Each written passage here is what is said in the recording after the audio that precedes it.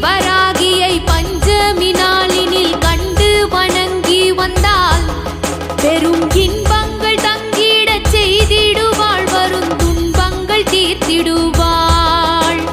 சிங்கத்தின் மீதினில் வந்தருள் செய்திடும் சிந்துர வண்ணத்தினாள், அன்னை செங்கையில் சங்குடன் சக்கரம் கொண்டவள் விஷ்ணுவின் அம்சத்தினாள்.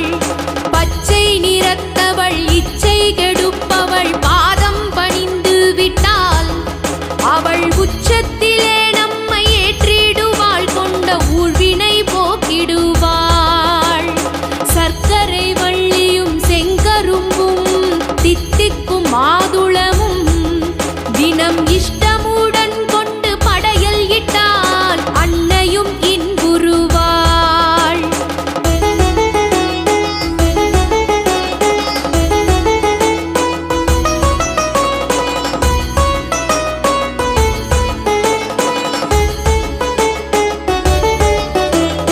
அண்டி வருபவர் வேண்டும் வரங்களை அள்ளிக் கொடுத்திடுவாள்.